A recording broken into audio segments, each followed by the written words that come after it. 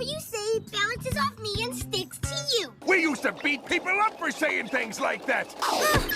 Hey everyone, I know it's been a hot minute since I've talked about this bratty baby, but now that it's a new year, let's kick off FUDW Season 7 with a bang. I put out a poll asking you all which episode you wanted me to cover first, and Queen of the Comeback won by a landslide. Also, please remember to like and subscribe. I know I sound like a broken record, but we're so close to 50,000 subscribers, and I am dying to talk about Arthur's missing pal. So hit that subscribe button, and let's delve right in. But first I want to give a shout out to the sponsor of this video, Aura. So the other day, I'm sitting at home when I suddenly get this spam text from a certain little girl in Elwood City threatening to come to my house and throw my model plane out the window. And this isn't the first time this has happened. I keep getting these spam texts and calls because big companies can't keep our data safe from companies who don't respect our privacy. The Los Angeles Times recently revealed there was a national public data breach that compromised over 2.9 billion records used for background checks. This means hackers could have access to all your personal information like your name, your address, your date of birth, your phone number, and most importantly, your social security number. So if you want to protect yourself from bratty babies who are after your personal information, you can do what I do and use the sponsor of today's video, Aura. Aura will alert me if they find my phone number or any other sensitive information has been compromised by a certain ankle-biting antichrist. They also give me fast fraud alerts if anyone tries to use that data to access my credit or bank accounts. Aura also keeps your data safe with helpful services like transaction monitoring, a VPN, antivirus,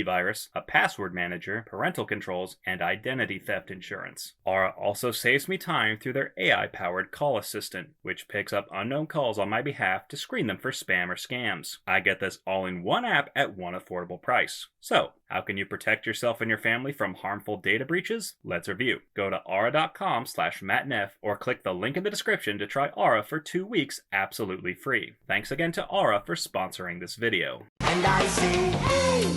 Arthur says there are some moments he wishes he could relive forever, like when he pulled the sword from the stone, or the time he deep-throated a whole cake.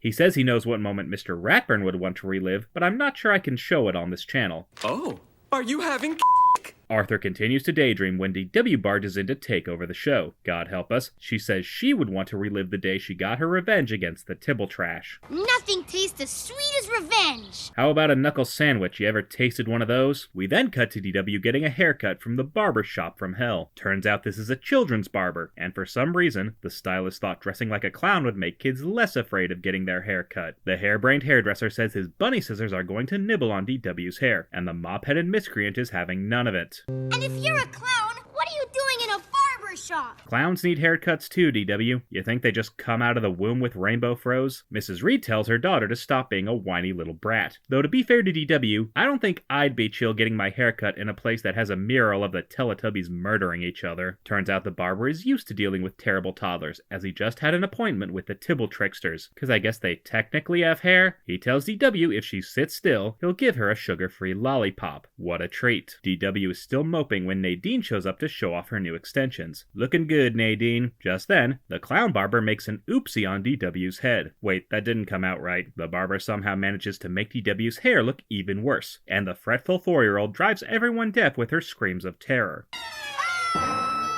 The next day, DW wears a hat to preschool to hide her shame. Too bad the hat doesn't cover her full face. She reluctantly shows her hair to Emily. Wait, what the hell happened? How did we go from this to this? What, you couldn't save the finger, so you chose to cut off the whole hand? I'm no cosmetologist, but I feel like there's a logical step between cutting off someone's bangs and trying to fix it with a weed whacker. Emily promises not to laugh at DW's hair, and then instantly breaks her promise, which wouldn't be too terrible if she didn't then lie about it. Oh, there was a cough, I swear. Why are you two friends again? DW plans to tell the Tibble tumor she has cancer in a vain attempt to save her non-existent reputation. Unfortunately, she gets busted almost immediately by the wire-haired wieners, who pretend to compliment her before roasting her ass to a crisp, and DW experiences both the compliment and the insult in real time. Nice haircut. Wow, thanks. You must be DW's brother. Can we call you David? Well, DW is a daddy's girl, so I guess it makes sense she would become her actual daddy. The teasing Tibbles make fun of DW for looking like a boy, which is a pretty mild insult all things considered. DW tries to roast them back, but she, just like her hair, comes up way too short. But you two look like...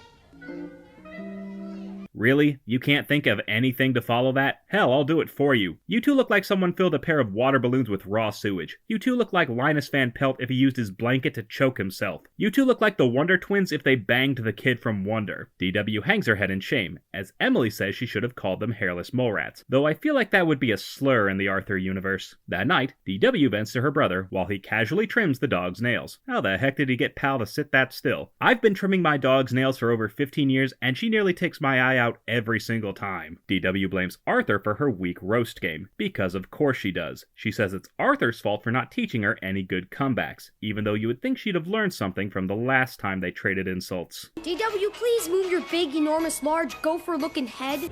Damn! Arthur says that anytime someone makes fun of him, he just replies, "I know you are, but what am I?" When the hell has he ever said that? DW tries out the line on the Tibble tree stumps, but forgets that they have to say something first for the insult to make sense. Oops. She tries again, but gets tricked into giving them a compliment. DW next goes to the tough customers for advice, who tell her to just ignore the two. And even I know that's a stupid idea. DW is shocked the bullies don't have better insults, but Randall insists they're just kids who have a tough time expressing their emotions in a constructive manner. Sounds like someone's been listening to the family therapist. Binky says she should call them bibliophiles, cause who would want to be friends with someone who fucks books? That afternoon, Grandma Thora and Mrs. McGrady are making Indian food while DW laments she'll never think of a good comeback. But that's when Mrs. McGrady gives her an idea. You're as friendly as a cactus and have the brains of a fly. And when you smile, you look so vile, you could make an onion cry. Damn, Lady McGrady's got bars. DW wants to memorize the insult so she can use it on the Tibble toilets, but Mrs. McGrady says she shouldn't go around starting what she can't finish. Grandma Thora also suggests she should just ignore them. Seriously, trying to ignore the Tibble tub dwellers is like trying to ignore death or the IRS. They're just inevitable. Mrs. McGrady tells DW a story from her Indian storybook that definitely doesn't look like a big toothy vagina. She tells her a story about two geese and a very chatty tortoise. When will we stop for a bathroom break? Who's got the map? If I don't eat, I get cranky. Shut up! One day, their lake dries up and the geese agree to carry the tortoise to the nearest pond. And I know this is just a parable, but how exactly are two 7-pound birds gonna carry a 70-pound tortoise? It's a simple question of weight ratios. The tortoise holds onto a stick while the geese carry him in the air. Everything is going smoothly when their flight gets interrupted by this loudmouth duck. You look like a flying saucer that's being towed. Are you driving an automatic or a stick shift? Damn, even the fictional duck has jokes. The tortoise can't resist the urge to clap back, and ends up plummeting to his death. Well, you are quackers! Guess he should have just flipped her off instead. That night, DW has a dream about the tortoise and the duck, who are trapped in a perpetual cycle of making fun of each other. They've been at it for so long that they're literally chained together. I can't even imagine what their hate sex must be like. The next day, DW is about to roast the ever-loving crap out of the Tibble truants. Finally, but ultimately decides they're not worth her time. DW explains how she continued to ignore the dim-witted duo until her hair grew back, and apparently this was DW's ultimate revenge. Gee, for an episode called Queen of the Comeback, it's ironic DW didn't have a single damn comeback. I had a new method for dealing with the Tibbles. I call it keeping the stick in the mouth. I also have a method for dealing with cranky kids. It's called putting the foot up the ass. And while DW's hair may have grown back, there's still plenty of time to ridicule her ridiculous hairdo. DW looks like Sling Blade if he had a baby with Mr. Potato Head. Her hair looks like a weasel crawled on top of her head and died. I can't tell if that's her hairdo or the rug the dog peed on. Even DW's own hair wants to be as far away from her as possible. Now her hair is as short as her attention span, but it makes sense DW would go Brazilian, considering she's a giant pussy. Let's review. DW got the world's worst haircut and tried to hide it to avoid getting bullied into oblivion. She tried to stand up to the Tibbles but instantly crumbled due to her lack of witty retorts. She tried to blame Arthur for her weak insult game and went to everyone in town in a failed effort to become a better roast master. And it was only when she learned how to shut her mouth that she finally got the terrible twosome to get off her ass. But she still had the gall to call herself the Queen of the Comeback, even though she couldn't come up with one good comeback. So, F you Clown Barber for destroying DW's hair, even though the end result was rather hilarious. F you Tibble Tire Skids for using the same insult to make fun of DW over and over again. And of course, for having absolutely zero roasting skills and failing to come up with a single clever comeback, F you DW.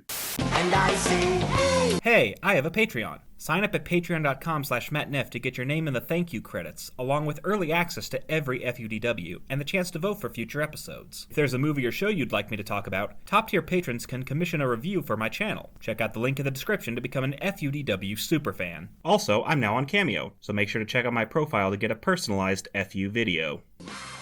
Next time on FUDW... In my Africa, whoa, whoa, whoa, in my Africa. And I say, hey, what a wonderful